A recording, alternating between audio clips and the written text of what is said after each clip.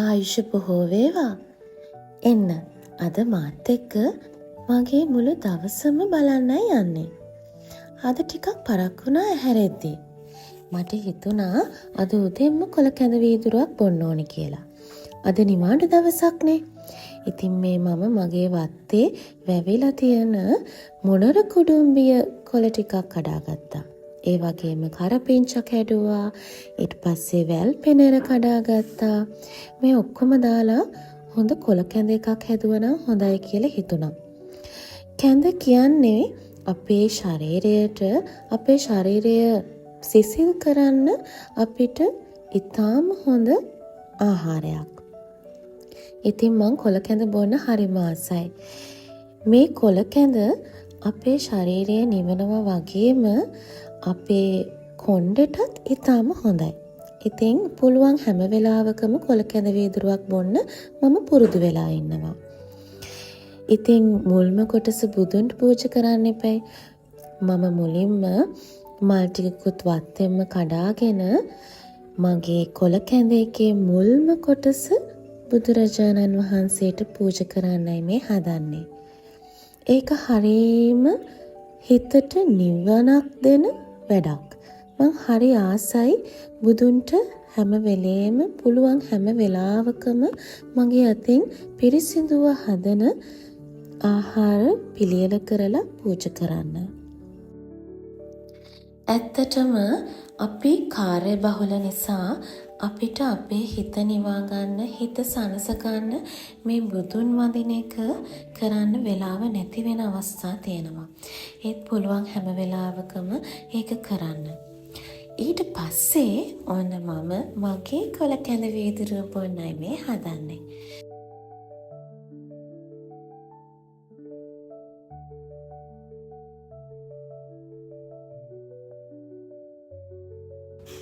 දැන් ඔයාලා හිතනවා ඇති කාටද මේ ඉතුරු ටික කියලා. අද මහත්තයා උදේ වරුවේ නැහැ. එයා ටිකක් එන පරක් වෙනවා. ඉතින් එයාටත් ටිකක් අරන් තිබ්බා ආවහම දෙන්න.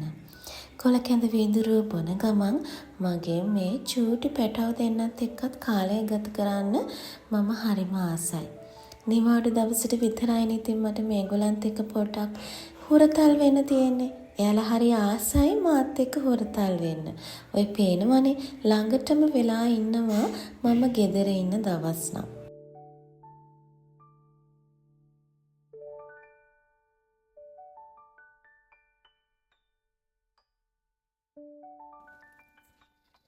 ඔන්න ඉතින් මගේ මහත්තයා ගෙදර ආවා.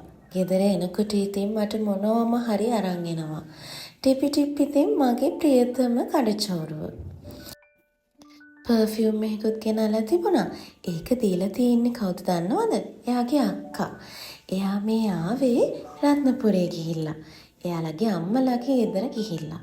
ඔන්න ඉතින් ආපු වෙලාවේ ඉඳන් එයාගෙත් වැඩේ පැටව දෙන්නව හුරතල් කරන එක.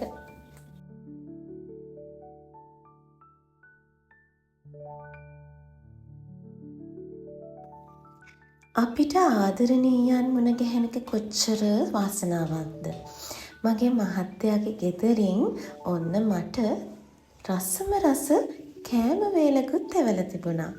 ඒක දැක්කහම ඒ වෙලාවෙම මට කන්න ඕන වුණා. කෙසෙල් කොලේ බත් එකක් කියන්නේ ඉතින් කොච්චර ආසයිද අපි නේද? මේකේ තිබුණා පරිප්පු තිබුණා, එතකොට කරවල තිබුණා, මෑ කරල් තිබුණා. ඉතින් මං ආපු ගමන්ම කරේ කෙහෙල් කොලේ බත් එක ලිහාගෙන බත් එක කන්න පටන් ගත්තු එක. ඒ ගමන්ම අම්මට කෝල් එකක් දීලා ස්තුති කරන්නත් අමතක කරේ නැහැ. අපි ආදරය කරන අය අපිට හිත සතුටින් දෙන ඕනම දෙයකට අපිට හරියට සතුට හිතෙනවා. එහෙම නේද? මට නම් එහෙමයි. ඉතින් අපි දෙන්න මේ රසම රස බත් එක කන ගමන් එහි තොරතුරු ටිකත් කතා කරා. ඉස්සර නම් අපි හරියට රත්නපුරේ යවෙනවා. මේ දවස්වල මට නම් යවුනේ නැහැ. එහි යනකොට ට්‍රිප් එකක් යනවා වගේ තමයි යන්නේ. අර කතාවකුත් තියෙනවනේ කසාද බඳිනව නම් දුරින් බඳින්න කියලා. එහෙ ගිහාම දොළවල් වල නාලා එයාලත් එක්ක සතර සාමිච්චයේදලා ඒ වැඩවලට මං හරි ආසයි. දැන් ටිකක් දවල් වෙලා නිසා රස්නෙත් වැඩි. මම අපි දෙන්නට රසම රස දොඩම් එකක් වක් කරගත්ත බොන්න. අපි දෙන්නට අද දවල් පහුවෙලා බර්ත්ඩේ පාටි එකකට යන්න තියෙනවා. චූටි පැටිකියෝ දෙන්නෙක්ගේ බර්ත්ඩේ පාටි එකක්. මේ ළඟමයි. ඉතින් මම මේ ඇඳුම් ටික තෝරගෙන බර්ත්ඩේ පාටි එකකට යන්න ලෑස්ති වෙන්නයි හදන්නේ. මහත්තයාට ඇඳුමක් තෝරගත්තා. අපි දෙන්න යාළු වෙලා ඉන්න කාලේ ඉඳන්ම පුරුදු වෙලා තියෙනවා ළඟින් යන පාටවල් අඳින්න. දැන් ඉතින් අපිට ඒ පුරුද්දෙන් ගැලවෙන්න බෑ.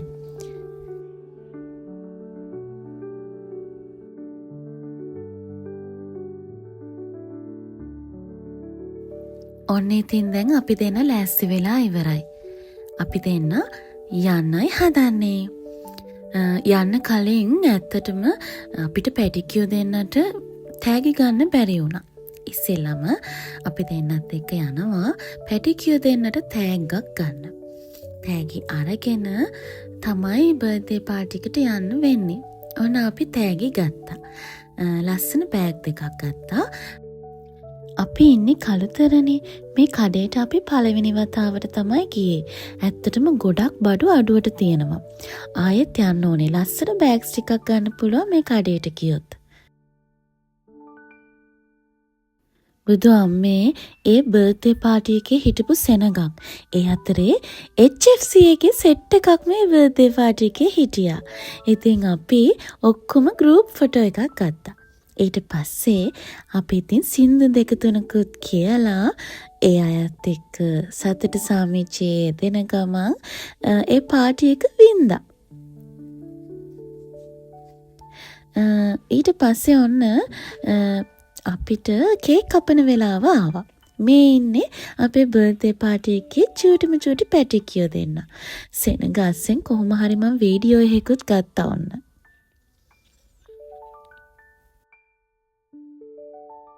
තාම දවස ඉවර නැහැ.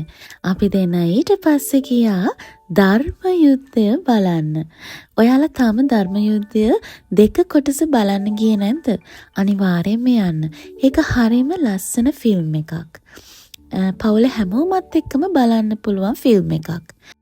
මේ ෆිල්ම් එක බලලා අපි දෙන්නත් එක්ක ගෙදර ආවා. ඉතින් ඔයාලගේ අදහස් කමෙන්ට් එකකින් දාගෙන යන්න. මේ තමයි මගේ අද දවස ගෙවිලා ඉවර වෙච්ච හැටි. ඉතින් ආදරයට ආදරය කරන්න. ආයෙත් හමු වෙමු. මම විද්‍යා.